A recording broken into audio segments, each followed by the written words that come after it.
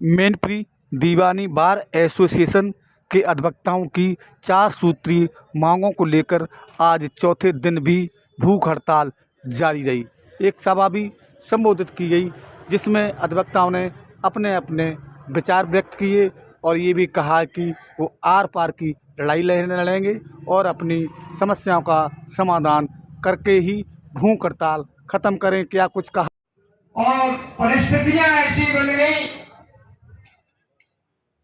कि संघ के चुने हुए पदाधिकारियों के ऊपर ही हमला होने लगा।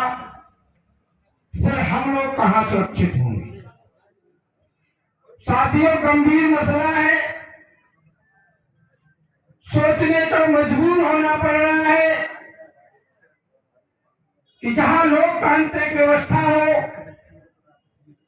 जहां हम स्वतंत्र न्यायपालिका के मंदिर में बैठे हों, उस मंदिर को इस तरीके से अपमानित करने का कोई अगर षड्यंत्र करता है तो वो व्यक्ति संघ से बड़ा कभी नहीं हो सकता। वो व्यक्ति संघ के लोगों के द्वारा चुने हुए पदाधिकारी पर जब हमला किया है तो वो सबसे घृणित व्यक्ति है। चाहे संघ का पदाधिकारी संघ से बड़ा नहीं हो सकता, लेकिन संघ बड़ा है व्यक्ति से, ये मेरा स्वयं का मानना है। इसलिए हमारे संघ के लोग कई राजनीतिक पार्टियों के नुमाइंदे भी होते हैं और उन पार्टियों में काम भी करते हैं, क्योंकि अधिवक्ता है, स्वतंत्र है, किसी के बंधुआ मजदूर नहीं। इसलिए उसके बाद भी इस मैनपुरी बार एसोसिएशन के संघ के सदस्य हैं।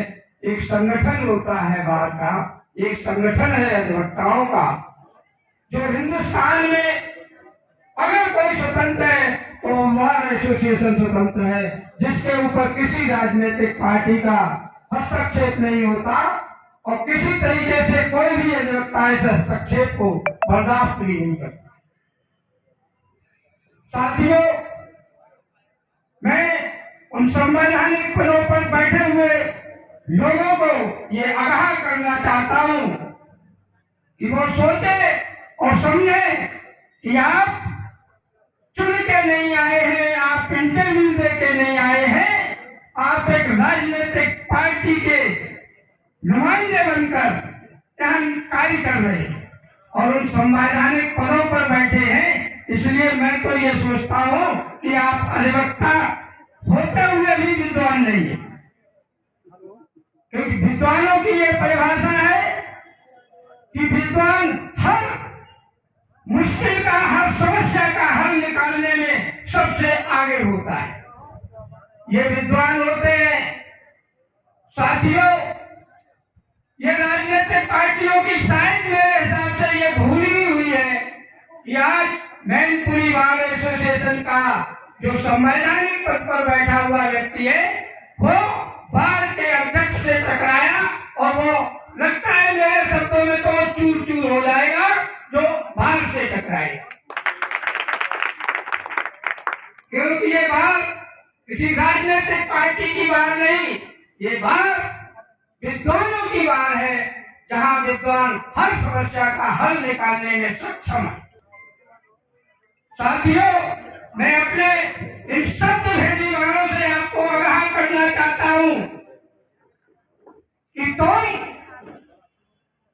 चाहे मेरे बड़े भाई हो, चाहे मेरे छोटे भाई हो, इसलिए अभी भी मैं आपसे इसी आशा और अपेक्षा के साथ निवेदन कर रहा हूं कि आप तत्काल इन समस्याओं का हल निकालने में बार के साथ कंधे से कंधा मिलाकर खड़े हो, अन्यथा की स्थिति में आप इस नेतृत्व से कतई नहीं लड़ पाओगे, ये मैं वादा करता हूं।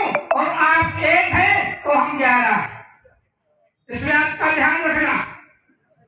लेकिन भाई होने के नाते मैं आपसे पुनः आग्रह करता हूं कि आप बार के साथ सामंजस्य स्थापित करके हर परिवार में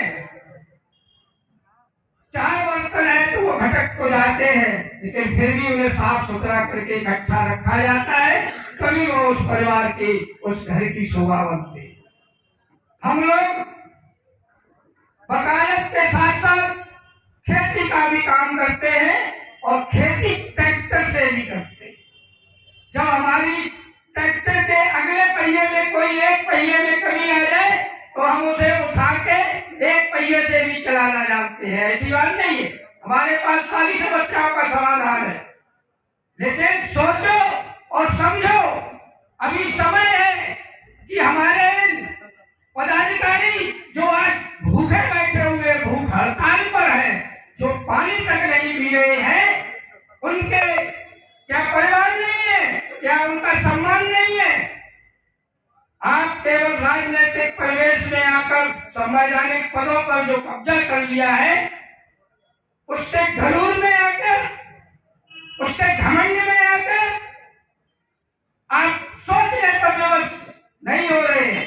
इसका तो मतलब यही है, लेकिन ये संगठन आपको सोचने पर मजबूर करेगा और समय आने पर, वक्त आने पर आपको ये बता भी दिया जाएगा।